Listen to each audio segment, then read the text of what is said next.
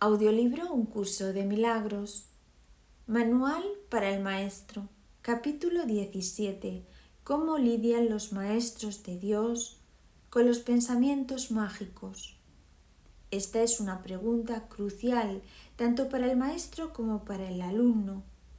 Si este asunto no se trata bien, el maestro de Dios se habrá hecho daño a sí mismo y habrá también atacado a su alumno. Esto refuerza el miedo y hace que la magia les parezca real a ambos. La manera de lidiar con la magia es, por lo tanto, una de las lecciones fundamentales para el maestro de Dios. Tiene que aprender cabalmente. Su responsabilidad principal al respecto es no atacarla. Si un pensamiento mágico despierta hostilidad, de la clase que sea, el maestro de Dios puede estar seguro de que está reforzando su propia creencia en el pecado y de que se ha condenado a sí mismo. Puede estar seguro además de que les ha abierto la puerta a la depresión, al miedo y al desastre. Que recuerde entonces que no es esto lo que quiere enseñar, porque no es esto lo que quiere aprender. Existe, no obstante, la tentación de responder a la magia, de tal manera que la refuerza, y esto no es siempre obvio. De hecho, puede estar fácilmente oculto bajo un aparente deseo de ayudar. Este doble deseo es lo que hace que la ayuda no sirva de gran cosa y que inevitablemente produzca resultados indeseables. Tampoco debe olvidar que el resultado que se produzca será el mismo para el alumno. ¿Cuántas veces se ha enfatizado o subrayado el hecho de que solo te das a ti mismo, y dónde podría observarse esto con mayor claridad que los tipos de ayuda que el Maestro de Dios presta a aquellos que necesitan su auxilio? En estas situaciones es donde más claramente se le concede su propio regalo, pues Él solo puede dar lo que ha elegido para sí mismo, y en este regalo reside su juicio acerca del Santo Hijo de Dios. Lo más fácil es permitir que el error se corrija allí donde es más evidente, y los errores se reconocen por sus resultados. Una lección que verdaderamente se ha enseñado no puede conducir sino a la liberación del maestro y del alumno, que han compartido un mismo propósito. El ataque puede producirse únicamente si han percibido objetivos separados, y este debe ser el caso si el resultado es cualquier cosa que no sea dicha. El hecho de que el Maestro de Dios tenga una sola meta hace que el objetivo dividido del alumno se enfoque en una sola dirección y que la llamada de ayuda se convierta en su única petición. Esta se contesta fácilmente con una sola respuesta, y esta respuesta llegará sin lugar a dudas a la mente del maestro. Desde ahí irradiará a la mente del alumno, haciéndola así una con la suya. Tal vez sea útil recordar que nadie puede enfadarse con un hecho. Son siempre las interpretaciones las que dan lugar a las emociones negativas, aunque éstas parezcan estar justificadas por lo que aparentemente son los hechos, o por la intensidad del enfado suscitado. Este puede adoptar la forma de una ligera irritación, tal vez demasiado leve como para ser reconocida claramente, o puede también manifestarse en forma de una ira desbordada acompañada de pensamientos de violencia, imaginarios o aparentemente perpetrados. Esto no importa. Estas reacciones son todas lo mismo. Ponen un velo sobre la verdad, y esto no puede ser nunca una cuestión de grados. O bien la verdad es evidente o bien no lo es. No puede ser reconocida solo a medias. El que no es consciente de la verdad no puede sino estar contemplando ilusiones. Reaccionar con ira ante cualquier pensamiento mágico que se haya percibido es una de las causas básicas del temor. Examina lo que esta reacción significa y se hará evidente el lugar central que ocupa en el sistema de pensamiento del mundo. Un pensamiento mágico, por su mera presencia, da por sentado que existe una separación entre Dios y nosotros. Afirma de la forma más clara posible que la mente que cree tener una voluntad separada y capaz de oponerse a la voluntad de Dios, cree también que puede triunfar en su empeño. Que esto no es un hecho es obvio. Sin embargo, es igualmente obvio que se puede creer que lo es, y ahí es donde la culpa tiene su origen. Aquel que usurpa el lugar de Dios y que se lo queda para sí mismo tiene ahora un enemigo mortal, y ahora él mismo tiene que encargarse de su propia protección y construir un escudo con que mantenerse a salvo de una furia que nunca ha de aplacarse y de una venganza insaciable. ¿Cómo se puede resolver esta injusticia, esta injusta batalla? Su final es inevitable, pues su desenlace no puede ser otro que la muerte. ¿Cómo entonces puede uno confiar en sus propias defensas? Una vez más, pues, hay que recurrir a la magia. Olvídate de la batalla, acéptala como un hecho y luego olvídate de ella. No recuerdes las ínfimas probabilidades que tienes de ganar, no recuerdes la magnitud del enemigo, ni pienses cuán débil eres en comparación con él. Acepta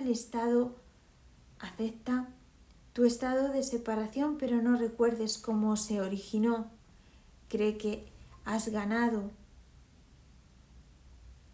pero no cree que has ganado la batalla, pero no conserves el más mínimo recuerdo de quién es realmente tu formidable contrincante.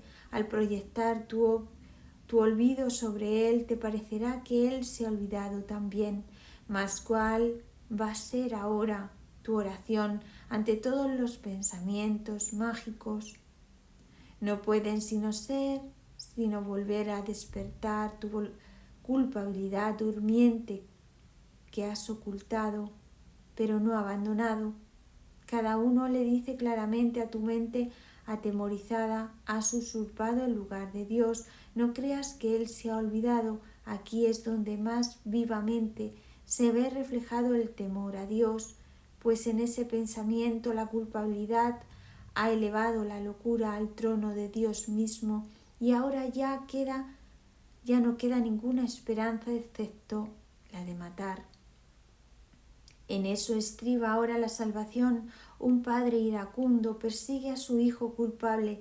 Mata o te matarán, pues estas son las únicas alternativas que tienes. Más allá de ellas no hay ninguna otra, pues lo que pasó es irreversible, la mancha de sangre que no se puede quitar, y todo el que lleva esta mancha sobre sí está condenado a morir. A esta situación sin esperanzas, Dios envía a sus maestros, quienes traen consigo la luz de la esperanza directamente desde Él. Hay una manera de escapar que se puede aprender y enseñar, pero requieren paciencia y una gran dosis de buena voluntad. Una vez que esto se ha alcanzado, la obvia simplicidad de la lección resalta como una luz blanca y brillante contrapuesta a un horizonte negro, pues eso es lo que es, dado que la otra procede de una interpretación y no de un hecho, nunca está justificada. Una vez que esto se entiende, aunque solo sea en parte, el camino queda despejado. Ahora es posible dar el siguiente paso. Por fin se puede hacer otra interpretación. Los pensamientos mágicos no tienen que conducir necesariamente a la condenación, pues no tienen realmente el poder de suscitar culpa, de modo que pueden pasarse por alto y así olvidarse en el verdadero sentido de la palabra. La locura tan solo aparenta ser algo terrible, en realidad no tiene poder para hacer nada, al igual que la magia que se convierte en su sierva. La locura ni ataca ni protege. Verla y reconocer su sistema de pensamiento es ver lo que no es nada. ¿Puede acaso lo que no es nada suscitar ira? Difícilmente.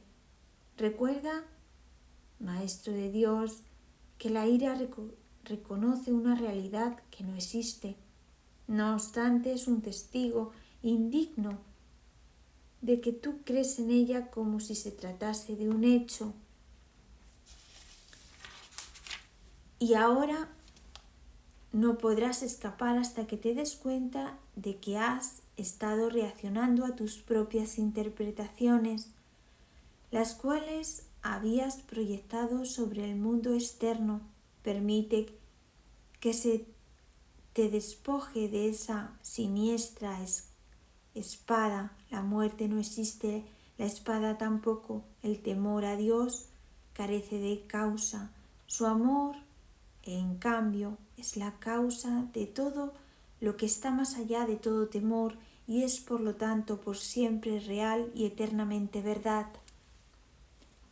18. ¿Cómo se lleva a cabo la corrección? Hasta que el Maestro de Dios no haya dejado de confundir las interpretaciones con los hechos y las ilusiones con la verdad, no podrá tener lugar una corrección de naturaleza duradera, que es a la única a la que se le puede llamar verdadera corrección. Si discute con su alumno acerca de un pensamiento mágico, ataca dicho pensamiento, trata de probar que es erróneo o demostrar su falsedad, solo estará dando testimonio de su realidad. Esto conduce inevitablemente a la depresión, pues habrá probado tanto a su alumno como a sí mismo que la tarea de ambos es escapar de lo que es real, y esto es de todo punto imposible. La realidad es inmutable, los pensamientos mágicos no son sino ilusiones, pues de no ser así la salvación no sería más que el mismo sueño irrealizable de siempre, solo que con una nueva fachada. El sueño de la salvación, en cambio, tiene un nuevo contenido y la diferencia entre ambos no estriba solo en la forma. La lección más importante que los maestros de Dios deben aprender es cómo reaccionar sin ira ante los pensamientos mágicos. El Espíritu Santo puede entonces hablar a través de ellos acerca de la realidad del Hijo de Dios y reconocer y recordarle al mundo lo que es la impecabilidad, la única condición inalterada e inalterable de todo cuanto Dios creó. El Espíritu Santo puede ahora proclamar la palabra de Dios a oídos atentos y llevar la visión de Cristo a ojos que ven. Ahora es libre de enseñarles a todas las mentes lo que ellas en realidad son, para que gustosamente les sean devueltas a Él. Y ahora en su visión y en la palabra de Dios la culpa se perdona y se pasa por alto completamente. La ira no hace más que proferir gritos, la culpa es real. La realidad queda obliterada cuando esta creencia de mente reemplaza la palabra de Dios. Ahora son los ojos del cuerpo los que ven y sus oídos los únicos que pueden oír. El limitado espacio que ocupa y su exiguo aliento se convierten en el criterio con el que medir la realidad, y la verdad se vuelve diminuta e insignificante. La corrección tiene una sola respuesta para todo esto y para el mundo en el que se basa. Confundes tus interpretaciones con la verdad y te equivocas. Mas un error no es un pecado, ni tus errores han derrocado a la realidad de tu trono, de su trono. Dios reina para siempre y solo sus leyes imperan sobre ti y sobre el mundo. Su amor sigue siendo lo único que existe. El miedo es una ilusión, pues tú eres como Dios. Para que el Maestro de Dios pueda curar, es esencial, pues, que permita que sus propios errores le sean corregidos. Si siente la más leve irritación al responder a otro, que se dé cuenta de inmediato de que ha hecho una interpretación falsa. Que se dirija entonces a su eterna guía interno y deje que sea él quien juzgue cuál debe ser su respuesta. De este modo el Maestro de Dios se cura y en su curación su alumno se cura con él. La única responsabilidad del Maestro de Dios es aceptar la expiación para sí mismo. La expiación es sencillamente la corrección o anulación de los errores. Cuando se haya alcanzado, el Maestro de Dios se habrá convertido, por definición, en un obrador de milagros. Sus pecados le habrán sido perdonados y él ya no se condenará a sí mismo, como podría entonces condenar a otros, y habría alguien al que su perdón no pudiese curar. 19. ¿Qué es la justicia? La justicia es la corrección divina de la injusticia. La injusticia es la base de todos los juicios del mundo. La justicia corrige las interpretaciones a las que la injusticia da lugar y las condena. Ni la justicia ni la injusticia existen en el cielo, donde el error es imposible y las ideas de corrección carecen de sentido. En este mundo, sin embargo, el perdón depende de la justicia, ya que todo ataque no puede sino ser injusto. La justicia es el veredicto que el Espíritu Santo emite acerca del mundo. La justicia es imposible, excepto en su juicio, pues nadie en el mundo es capaz de hacer únicamente interpretaciones justas y dejar a un lado toda justicia. Si el Hijo de Dios fuese juzgado imparcialmente, no habría necesidad de salvación. El pensamiento de separación hubiera sido eternamente inconcebible. La justicia, al igual que su opuesto, es una interpretación. Sin embargo, es la única interpretación que conduce a la verdad. Esto es así porque si bien la justicia no es de por sí verdadera, no hay nada en ella que se oponga a la verdad. No hay un conflicto inherente entre la justicia y la verdad. Una no es sino el primer paso en dirección a la otra. El camino varía considerablemente a medida que uno avanza. Sería imposible predecir de antemano toda la magnificencia, la grandiosidad de los paisajes y los vastos panoramas que han de salir a nuestro encuentro a lo largo del recorrido. Y aun estos, cuyo esplendor alcanza alturas indescriptibles según uno sigue adelante, no se pueden comparar con lo que nos aguarda cuando el camino termine y el cambio finalice junto con él. Pero por alguna parte hay que comenzar. La justicia es el comienzo. Todos los conceptos que abrigas acerca de ti mismo y de tus hermanos, todos tus temores acerca de situaciones futuras y toda preocupación por el pasado tienen su origen en la injusticia. Y aquí la lente que al ponerse ante los ojos del cuerpo deforma la percepción y trae testigos de un mundo distorsionado a la mente que las inventó y que tanta estima la tiene. Así selectiva y arbitrariamente es como se forja cada concepto del mundo. Los pecados se perciben y se justifican mediante un cuidadoso método selectivo del que está ausente toda idea de completud. el perdón no tiene cabida en tal esquema, pues no hay ni un solo pecado que no parezca sino ser eternamente verdadero. La salvación es la justicia de Dios. La salvación restaura tu conciencia, la completud de todos los fragmentos que percibes como desprendidos y separados. Y en esto esto es lo que te permite superar el miedo a la muerte, pues los fragmentos separados no pueden sino distorsionarse y morir, pero la compleción es inmortal y por siempre semejante a su Creador. Al ser una con Él, el juicio de Dios es su justicia. Sobre este juicio totalmente desprovisto de condenación, al ser una evaluación enteramente basada en el amor, has proyectado tu injusticia atribuyéndole a Dios la lente de percepción deformada a través de la que miras tú. Ahora la lente es suya y no tuya.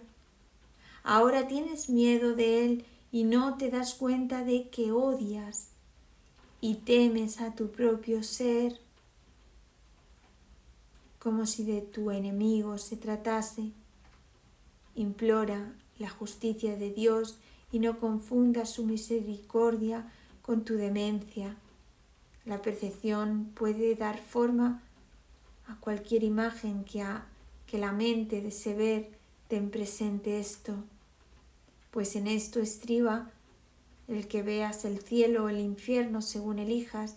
La justicia de Dios apunta hacia el cielo precisamente porque es totalmente imparcial. La justicia de Dios acepta todas las pruebas que se le presentan sin omitir nada y sin considerar nada como algo separado y ajeno a todo lo demás. La justicia de Dios juzga desde este punto de vista y solo desde Él. Aquí todo ataque y toda condenación dejan de tener sentido y se hacen insostenibles. La percepción descansa. La mente está quieta y la luz retorna nuevamente. Ahora se restaura la visión. Lo que se había perdido ahora se ha encontrado. La paz de Dios desciende sobre el mundo y por fin podemos ver